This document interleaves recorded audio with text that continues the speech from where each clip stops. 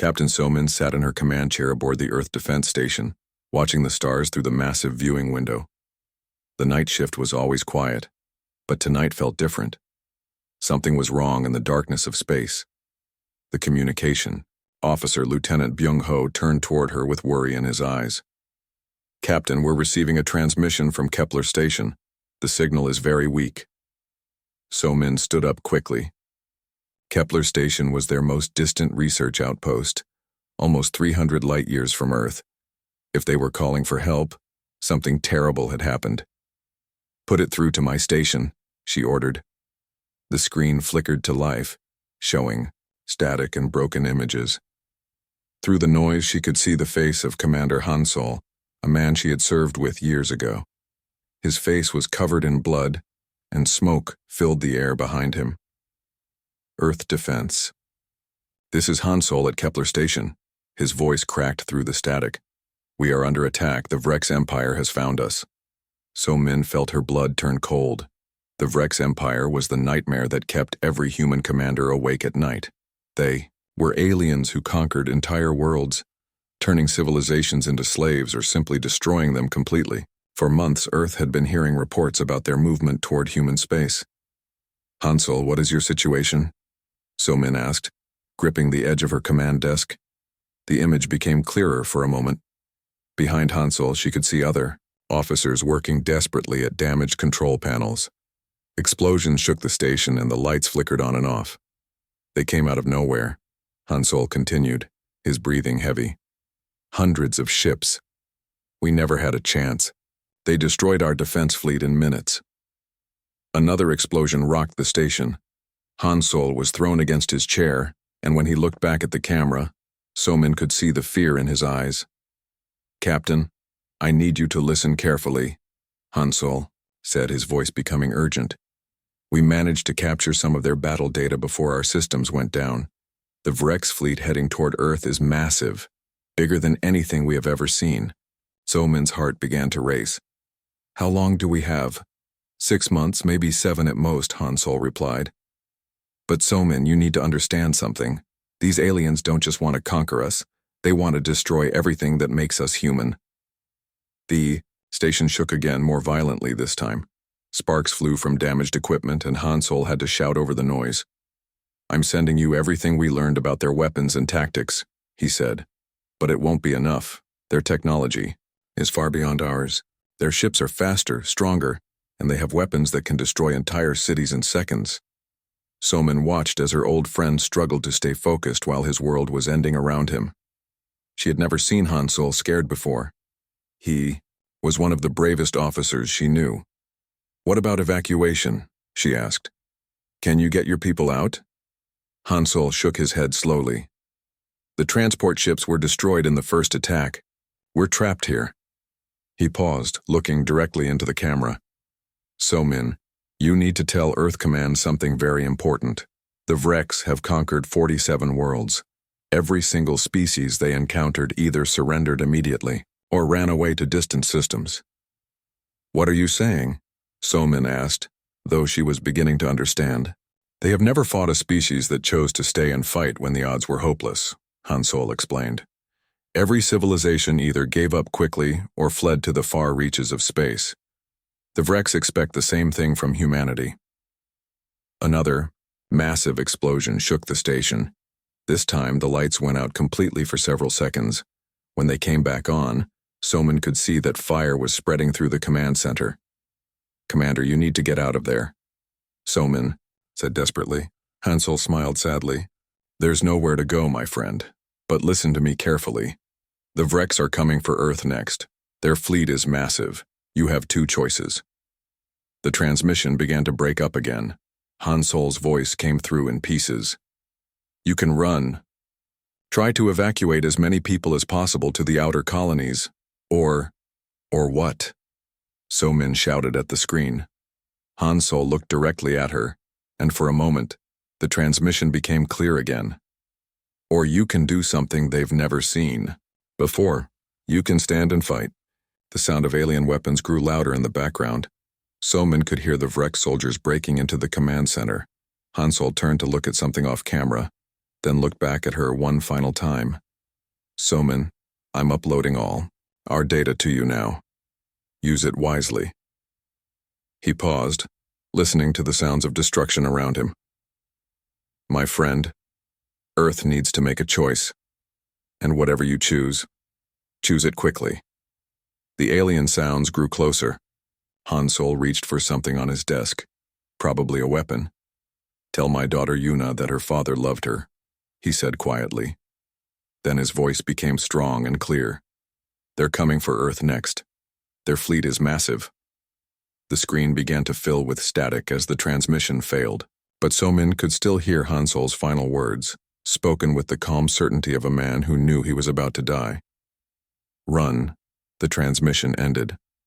The command center fell silent, except for the quiet hum of computers and the distant sound of engine noise from passing ships. Somin stared at the blank screen for a long moment. Around her, the other officers waited for orders.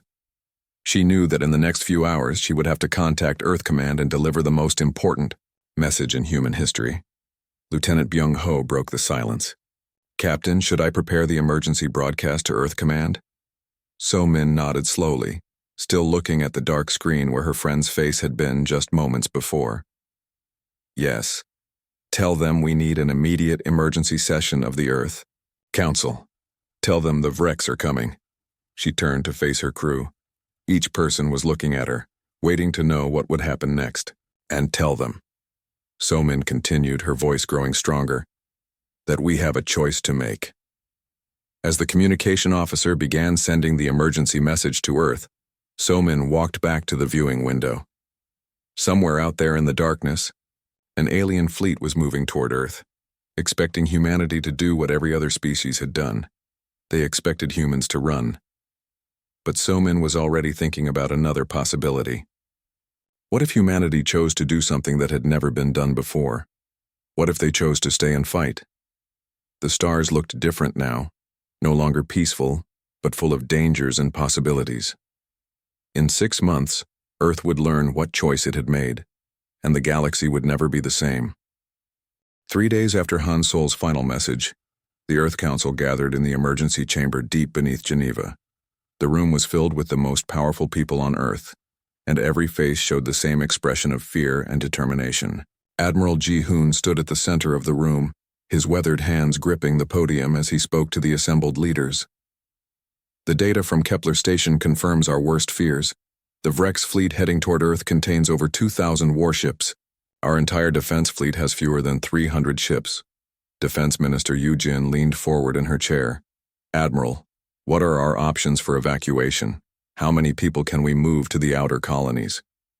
"At best, we could evacuate maybe 50 million people," Ji-hoon replied grimly. "That leaves 8 billion humans with nowhere to go." President Dong-wook, an elderly man who had led Earth through many crises, stood up slowly. "There's something else we need to consider. The outer colonies are not safe either. Intelligence reports show the Vreks have been systematically hunting down every human settlement they can find." Captain So-min, who had been quietly studying the tactical reports, finally spoke. "With respect, I believe we're looking at this wrong. Every species the Vreks have encountered has either run away or surrendered immediately. That's why they're so efficient at conquest." "What are you suggesting, Captain?" Yoo-jin asked. "I'm suggesting that maybe we should give them something they've never seen before," So-min said, standing up. "What if we don't run? What if we make them fight for every inch of our world?" The room fell silent. The idea was so simple, yet so dangerous, that no one spoke for several minutes. Finally, Admiral Ji-hoon nodded slowly. "It would be suicide." "Maybe," So-min agreed, "but it might also be our only chance. The Vreks are used to easy victories. They've never had to fight a species that refused to give up." President Dong-wook looked around the room at each council member. "All in favor of evacuation?" 3 hands went up. "All in favor of fighting?" 7 hands rose into the air. "Then it's decided," the president said. "Earth will not run." Over the next 6 months, Earth transformed into something that had never existed before in human history. Every factory, every laboratory, Every resource was focused on one goal, making the Vrex pay for every mile they advanced. Dr. Tejo, the planet's leading weapons engineer, worked day and night in his laboratory. He had studied the wreckage of Vrex ships that had been destroyed in previous battles, and he discovered something interesting. The aliens had powerful energy shields, but they were designed to stop energy weapons, not physical projectiles. "We're going back to basics," he told his team as they worked on new weapons. "Bullets, missiles, and explosives. Simple, brutal, and effective." His team developed new ammunition that could punch through Vrex armor and weapons that could be manufactured quickly in massive quantities. Every human settlement received plans for building simple but deadly weapons. Engineer Mi-young had an even bigger job. She was in charge of turning Earth's orbital space into a deadly maze. Around the planet, construction crews worked to build defense platforms that bristled with weapons. But Mi-young's real genius was in the details. Each platform was connected to the others by a network of cables and support structures. If the Vrex destroyed one platform, the debris would crash into other platforms, creating a chain reaction that would fill Earth's orbit with deadly metal fragments. "Let them try to land troops through that," she said, watching as another platform was moved into position. The most controversial project was led by Dr. Kyung Mi, a biologist who had a radical idea. "Earth's greatest advantage isn't our technology," she explained to the skeptical military leaders. "It's our biology. This planet has billions of years of evolution that created the most aggressive and adaptable life forms in the galaxy." She began working with animals that could be trained or modified to fight alongside human soldiers. Dogs were given enhanced armor and trained to attack specific targets. Birds were taught to carry small explosives and deliver them to enemy positions. Her most ambitious project involved insects. She modified bees and wasps to be more aggressive and to carry stronger venom. When released in large swarms, they could disable enemy soldiers without putting human lives at risk. "The Vrex have never encountered anything like Earth's ecosystem," she told the Council during one of her reports. "Their worlds are mostly barren. They won't know how to handle creatures that exist only to survive and reproduce." Soldier Wu Jin was chosen to lead the first group of what became known as the Terran Rangers. These were elite soldiers who would work with the modified animals in combat. "It feels strange at first," he admitted to his trainees as they learned to work with their animal partners. "But remember, these creatures have been fighting and surviving for millions of years. They know things about combat that we're still learning." Each ranger was paired with different animals depending on their mission. Some worked with dogs for ground assault. Others trained with birds for reconnaissance and bombing missions. A few specialists learned to handle the insect swarms that Dr. Kyung Mi had created. As the months passed, reports came in from across the galaxy. The Vrex fleet was advancing steadily toward Earth, destroying everything in its path. But something unexpected was happening in the areas they had already conquered. Human survivors who had escaped to distant colonies were returning to Earth. Transport ships arrived daily, filled with people who wanted to be part of humanity's final stand. Captain Dae-ho, a fighter pilot who had been stationed at a mining colony, explained why he came back. "I could have stayed safe in the outer rim," he said. "But when I heard that Earth was going to fight, I knew I had to be here. This is where we make our stand." The returning humans brought with them knowledge of Vrex tactics and weaknesses they had observed. They also brought a determination that surprised even the Earth military leaders. "We're not just fighting for Earth," explained Commander Minho, So-min's old friend who had returned from a distant research station. "We're fighting for the idea that some things are worth dying for." As the Vrex fleet entered the outer edge of the solar system, Earth sent out a message that was broadcast to every human settlement in the galaxy. It was simple and direct. "We stand. Join us or remember us." The response was immediate. More ships began arriving, filled with humans who had chosen to return home for the final battle.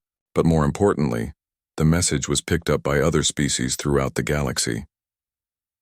For the first time in decades, other civilizations heard a species that was not running from the Vrex Empire. The message spread from world to world, carrying with it something that had been missing from the galaxy for too long: hope. On Earth, the final preparations were complete. The orbital defense platforms were in position. The modified animals were ready for combat. The human defenders had taken their positions. Captain So-min stood on the command deck of the defense station, looking out at the approaching enemy fleet. The wreck ships were visible now as tiny lights moving against the stars. "They're expecting us to run," she said to her crew. "They're expecting us to surrender or evacuate. They have no idea what they're about to face." The first phase of the battle was about to begin, and Earth was ready to show the galaxy what happened when humans decided not to run. War Leader Velkoth stood on the bridge of his flagship, looking at the small blue planet that hung in the darkness ahead. In his long career, he had conquered 47 worlds, and each victory had followed the same pattern. The local species would either surrender immediately or flee to distant systems. Earth would be no different. "War Leader," his communications officer reported, "we are receiving a response to our surrender demand." Velkoth nodded, expecting to hear the usual pleading for mercy or request for time to evacuate. Instead, the human response was only 3 words: "Come and take it." For a moment, Velkoth stared at the translation display, certain there had been an error. In his experience, no species had ever responded to a Vrex ultimatum with defiance. "Send." "The first wave," he ordered. "These humans clearly don't understand their situation." Captain Daeho strapped himself into the cockpit of his fighter ship, checking his weapons one final time. Around him, 200 other human pilots were doing the same. They all knew this was likely a suicide mission, but none of them seemed afraid. "Remember," Daeho said over the radio, "we're not trying to win this fight. We're trying to make them understand that humans don't break easily." The first wave of Vrex ships approached Earth's orbital defenses with confidence. They had faced planetary defenses before, and they always followed the same pattern. A few defensive shots, then surrender once the locals realized they were outgunned. What they encountered instead was something they had never seen before. The human fighters didn't try to outmaneuver the Vrex ships or engage in careful tactical battles. Instead, they flew straight at the enemy in attack formations that looked like suicide runs. Daeho aimed his fighter directly at a Vrex cruiser that was 10 times larger than his small ship. His weapons were too weak to seriously damage the enemy vessel, but he wasn't planning to rely on weapons alone. "For Earth," he said quietly, and activated his ship's ramming protocol. The impact tore through the Vrex ship's hull, causing massive damage. Daeho's fighter was destroyed instantly, but the cruiser began venting atmosphere and spinning out of control. All around the battlefield, human pilots were making the same choice. They rammed enemy ships, detonated explosive charges at point-blank range, and used tactics that prioritized maximum damage over survival. Velkoth watched the battle reports with growing confusion. "How many of their ships are malfunctioning?" he asked his tactical officer. "None, War Leader. They appear to be deliberately crashing into our vessels." "That's impossible," Velkoth replied. "No species would sacrifice their pilots for such minimal tactical advantage." But the reports continued. Human fighters were destroying Vrex ships at a rate of 10 to 1, but they were doing it by deliberately sacrificing their own lives. The Vrex had never encountered tactics like this. When the first wave of Vrex boarding parties reached the orbital defense platforms, they expected to face terrified defenders who would surrender quickly. Instead, they found engineer Sung-ho waiting for them. Sung-ho had spent months turning each platform into a carefully designed death trap. The Vrex soldiers who tried to board found themselves in a nightmare of shifting gravity, toxic atmosphere, and defenders who seemed to care more about killing enemies than staying alive. "Welcome to Earth," Sung-ho said over the platform's communication system as the artificial gravity suddenly reversed, sending the boarding party crashing into the ceiling. "Hope you brought your own air." The atmosphere vents opened, filling the corridors with a mixture of gases that were harmless to humans but deadly to Vrex physiology. The alien soldiers tried to retreat, but Sung-ho had sealed the airlocks behind them. What happened next shocked the Vrex even more than the human tactics. From hidden compartments throughout the platform, Earth animals began to emerge. Corporal Jin Woo had been waiting in the central corridor with his pack of modified war dogs. The animals had been trained to attack specific targets, and their enhanced Senses could track the Vrex soldiers even in the darkness. But the dogs weren't the worst surprise. Dr. Kyung-mi's modified insects had been released throughout the platform. Swarms of enhanced wasps and bees filled the air, their stingers carrying venom that could paralyze a Vrex soldier in seconds. The Vrex boarding party, which had expected to face primitive defenders with simple weapons, found themselves under attack by creatures they couldn't understand. These weren't just weapons, they were living things that seemed to exist only to fight and kill. Retreat, the Vrex commander ordered, but there was nowhere to go. The platform had been designed to trap anyone who entered it. Jinwoo and his dogs moved through the corridors, hunting down the remaining Vrex soldiers. The animals showed no fear of the alien invaders, treating them like any other threat to be eliminated. "This is impossible," one of the Vrex soldiers said as he was cornered by a pack of cybernetically enhanced wolves. "Animals can't be trained to fight like this." "You've never been to Earth," Jinwoo replied, and signaled for his animals to attack. Q. Reports from the boarding parties sent shockwaves through the Vrex fleet. Velkoth had conquered dozens of worlds, but he had never encountered anything like this. The humans weren't just fighting. They were using their entire planet as a weapon. War Leader, his science officer, reported, "We're receiving biological readings from the human platforms that don't match any known species. They appear to have weaponized their native life forms." Velkoth studied the data with growing alarm. The Vrex Empire had encountered many different species, but most inhabited worlds that were relatively barren. Earth was different. It teemed with aggressive, adaptable creatures that the humans had turned into living weapons. "How is this possible?" he asked his advisors. "We believe the humans have been modifying their planet's ecosystem for combat use," the science officer explained. "They've taken creatures that evolved to survive in hostile environments and enhanced them specifically to fight against us." The first wave of Vrex ships began to retreat, something that had never happened in Velkoth's experience. His soldiers were reporting encounters with creatures that seemed to come from nightmares, swarms of venomous insects, packs of enhanced predators, and defenders who fought with a savagery that his warriors had never seen. But what disturbed Velkoth most was the human willingness to die. Every species the Vrex had conquered had valued survival above all else. When faced with overwhelming odds, they surrendered or fled. The humans seemed to consider death an acceptable price for victory. "Prepare the second wave," Velkoth ordered, but for the first time in his career, he was uncertain about the outcome of a battle. On Earth, Captain Somin received the battle reports with grim satisfaction. The human losses had been enormous, but they had achieved something important. They had made the Vrex afraid. "The enemy fleet is holding position," her tactical officer reported. "They're not advancing on the planet." Somin nodded. "They're trying to understand what just happened. They've never fought a species that chose death over surrender." Commander Minho joined her at the command station. "The orbital platforms are badly damaged, but they're still functional. Sung-Ho's traps worked, better than we hoped." "What's the status of our fighter squadrons?" Somin asked. "We lost 60% of our pilots in the first engagement," Minho replied. "But the survivors are ready for the next wave." Somin looked out at the enemy fleet, knowing that the real battle was just beginning.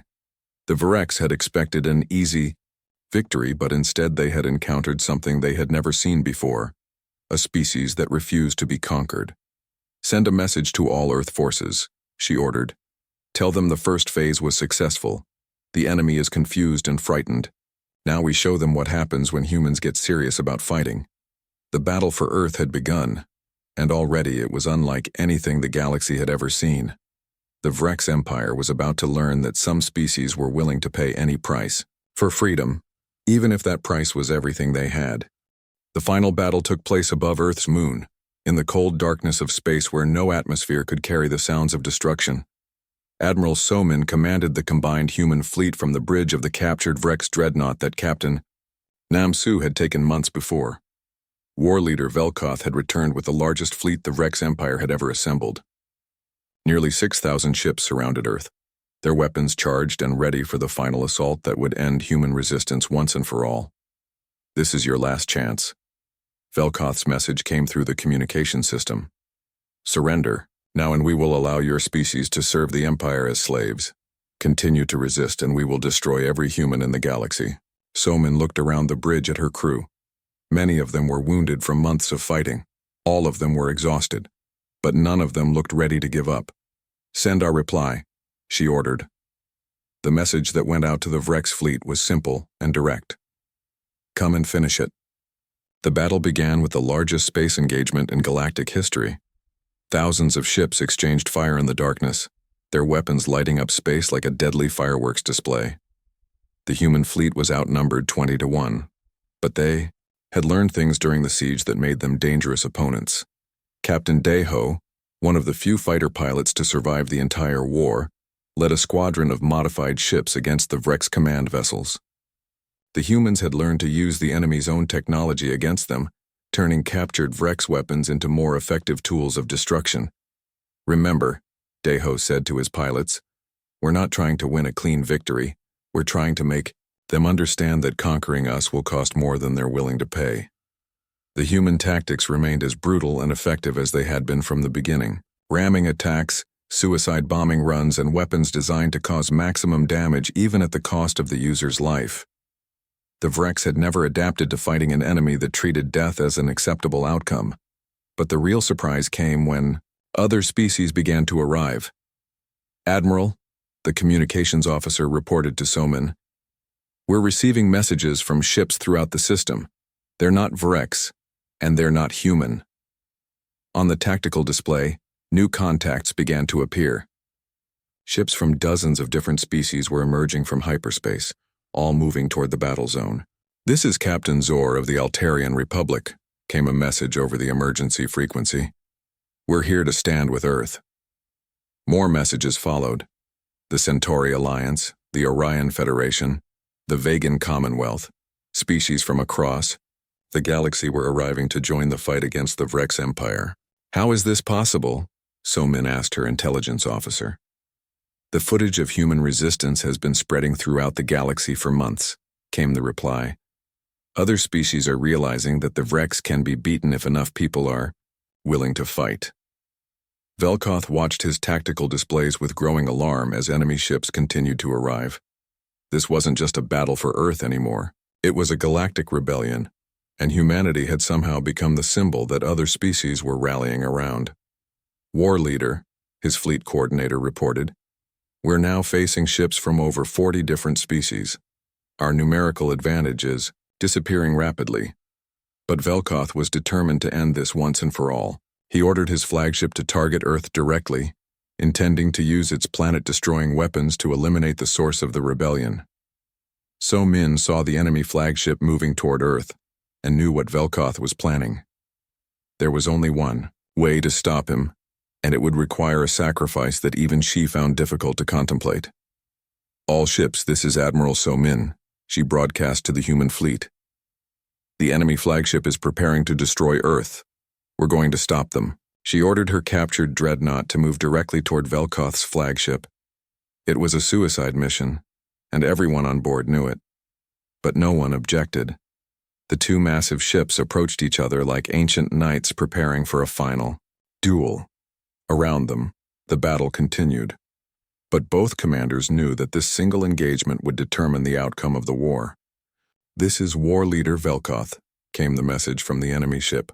I challenge you to single combat. If I win, your species surrenders completely. If you win, we will withdraw from Earth.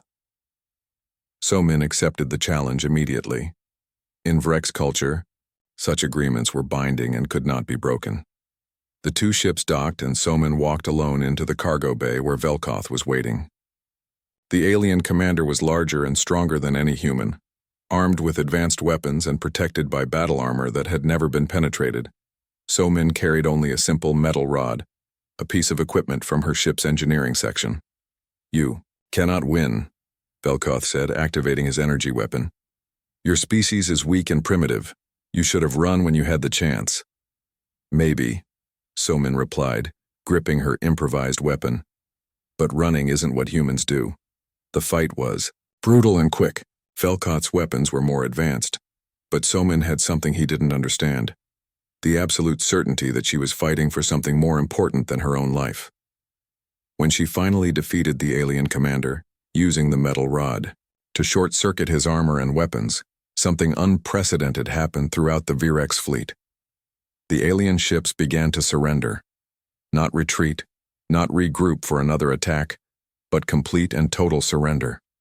In Vrex culture, the defeat of a war leader in single combat meant that the enemy had proven themselves worthy of respect rather than conquest. "This is acting war leader Drex of the Vrex Empire," came the message that was broadcast to every ship in the system. "We acknowledge the supremacy of the human species and their allies. We request terms for surrender." Soman stood in the cargo bay, hardly believing what she was hearing. The war was over, and humanity had won not through superior technology or numbers, but through sheer refusal to give up. 5 years later, Lieutenant Yuna, Commander Han Sol's daughter, stood on the balcony of the New Earth Embassy on Orion Prime. The former capital of the Vrex Empire had been transformed into something unrecognizable. Where once there had been slave markets and conquest fleets, now there were schools and hospitals. Where once the Vrex had ruled through fear, now dozens of species worked together as equals. Ambassador, her aide, Ensign Tae Young, approached with the daily reports. "The Galactic Council has officially adopted the human doctrine as the fundamental law for all member species." Yuna nodded, reading through the document that had grown out of humanity's desperate stand. The human doctrine was simple. Freedom was worth any sacrifice, and no species had the right to conquer another. "What's the latest news from the liberation fleets?" she asked. "The former Vrex colonies in the Andromeda sector have been freed," Tae Young reported. "The local species are establishing their own governments with Earth's help." Through the window, Yuna could see the monument that had been built in the center of the city. It was a simple black stone with words carved in 100 different languages. The inscription was the same in each language: "To the species that taught us how to stand." At the base of the monument, a small plaque carried a different message, one that had become famous throughout the galaxy. It was the recording of Commander Han Sol's final transmission, but with additional words that had been added by human programmers. "They're coming for Earth next. Their fleet is massive. Run," the original message played. Then came the addition, "Or stand with us." The wars of conquest were over. The Vrex Empire had been disbanded, its former members now working to help rebuild the worlds they had once destroyed. The galaxy had learned something from humanity's example. Some things were worth fighting for, no matter the cost. But perhaps the most important change was in how different species thought about conflict itself. Wars still existed, but they were no longer wars of conquest and enslavement. They were wars of liberation, fought by species who had learned from humanity that freedom was worth any price. On distant worlds throughout the galaxy, automated beacons continued to broadcast Han Sol's original message as a reminder of what had started the Great Change. But now, when species heard the warning to run, many of them chose to do something else instead. They chose to stand and fight. The age of easy conquest was over. The age of resistance had begun. And at the center of it all was a small blue planet, whose people had decided that some things were more important than survival. Earth had not run when warned to flee. Instead, it had shown the galaxy what happened when an entire species decided that freedom was worth dying for. And because of that choice, there were no more wars on Orion Prime, or anywhere else in the galaxy where thinking beings valued their liberty more than their lives. The human example had changed everything, and the galaxy would never be the same. War leader Velkoth paced back and forth on his command bridge, staring at reports that made no sense to him. For 2 months, his forces had been trying to conquer Earth, and for 2 months, the humans had fought back with increasing desperation and creativity. "How many reinforcements are arriving?" he asked his fleet coordinator. "The second battle group will arrive within the week, war leader. That will give us 4,000 ships total." Velkoth nodded grimly. In his entire career, he had never needed more than a few hundred ships to conquer a world. Earth was forcing him to use the largest fleet in Vrex history, and the humans were still fighting. "What's the latest report from the surface assault teams?" he asked. His tactical officer looked uncomfortable. War leader, we've lost contact with the last 3 landing parties. The humans have released biological weapons that our scientists don't understand. On Earth's surface, Dr. Subin watched her latest creation through the laboratory's observation window. The modified bacteria she had developed was spreading through the abandoned city where the Vrex had tried to establish a base. It's working perfectly, she told her assistant, Dr. Haywan. The bacteria only attacks Vrex technology. Their equipment literally dissolves within hours of exposure. Dr. Haywan studied the readings. What about their breathing apparatus? That's the beautiful part, Subin replied with a tired smile. The bacteria produces spores that clog their air filters. They can't breathe in our atmosphere without their masks, and our bacteria makes their masks useless. Through the city, the remains of Vrex equipment lay scattered like melting metal. Weapons, vehicles, and communication devices had all been consumed by the aggressive bacteria that Dr. Subin had designed specifically to target alien technology. But the bacteria was only one part of Earth's biological warfare program. Dr. Kyung-mi had been working on something even more ambitious, turning Earth's entire ecosystem into a weapon. The insect swarms are exceeding all expectations, she reported to the Emergency War Council. We've released modified locusts that can strip a Vrex landing site of all vegetation within hours. Without plants to process the atmosphere, their temporary bases become uninhabitable. President Dong-wook, who had aged years in the past few months, leaned forward in his chair. What about the enhanced predators? The wolf packs are hunting Vrex patrols with remarkable success, Kyung-mi continued. We've also introduced modified bears and large cats into areas where the enemy has tried to establish ground operations. They're learning to work together in ways we never expected. The war had changed Earth itself. Cities that had been attacked were being reclaimed by aggressive plant life that had been modified to grow quickly and produce toxic compounds. Rivers and lakes were filled with microscopic organisms that made the water undrinkable for Vrex physiology, but harmless to humans. We're not just fighting the Vrex, Dr. Subin explained during a briefing with military leaders. We're making our planet reject them. Every breath of air, every drop of water, every surface they touch is becoming hostile to their presence.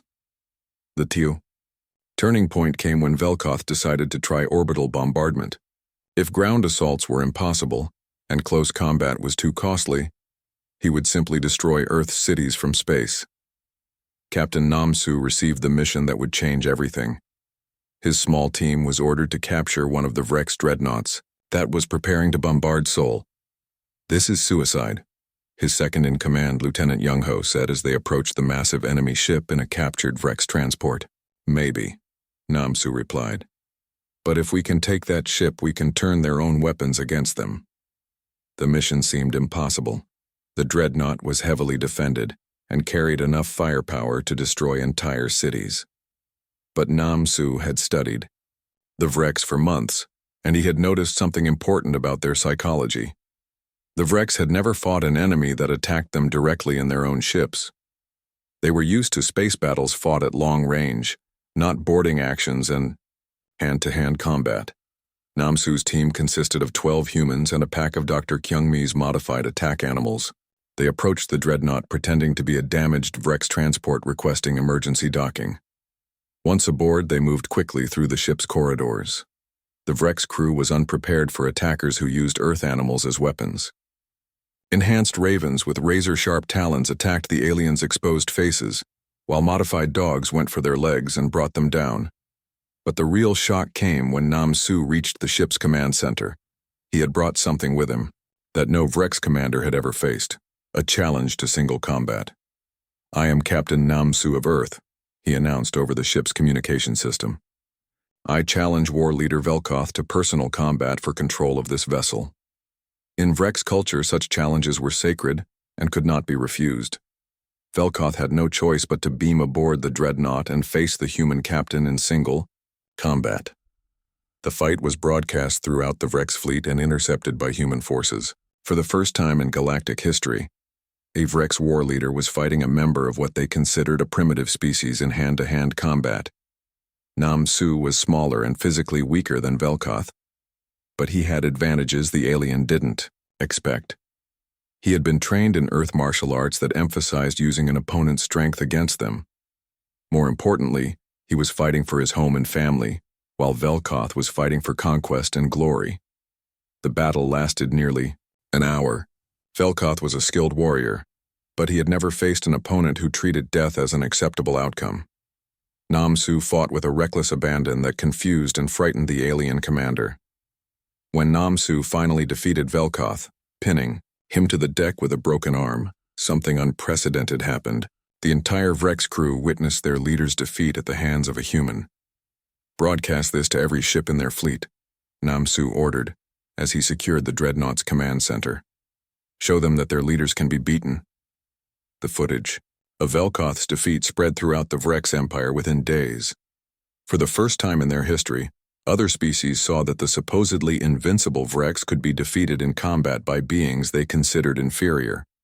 The effect was immediate. On conquered worlds throughout the galaxy, rebellions began to break out. Species that had been enslaved for decades suddenly realized that their masters could bleed and could be beaten. But the victory came at a terrible cost. The siege of Earth had lasted 4 months, and the casualties were enormous. Major cities lay in ruins. Billions of humans had died defending their world. Among the dead was Commander Min-Ho, Somin's closest friend and fellow officer. He had died defending the London defense grid, leading a desperate charge against a Vrex landing force that was trying to establish a base in the ruins of the city. Captain Somin stood in the wreckage of what had once been Big Ben, reading the final report that Min-Ho had transmitted before his death. His last words were a bitter echo of Han Solo's warning, but with a completely different meaning. "Let them run," Min-Ho had said as Vrex forces retreated from his position. "Let them all run." Somin looked up at the sky, where the lights of the Vrex fleet still hung like angry stars. The siege wasn't over, but something fundamental had changed. For the first time since the war began, the aliens were the ones who seemed afraid. "Captain," her communications officer reported, "we're receiving surrender requests from 17 Vrex ships. They're asking for terms." Somin smiled grimly. "Tell them we'll accept their surrender when their entire fleet leaves our system. Until then, we keep fighting." The battle for Earth continued, but the balance had shifted. The Vrex Empire was learning what humans had always known. Some things were worth dying for, and some enemies would never stop fighting until they won or died trying. The siege would continue for 2 more months, but the outcome was no longer in doubt. Earth had shown the galaxy something new, and the reverberations of that discovery would change everything.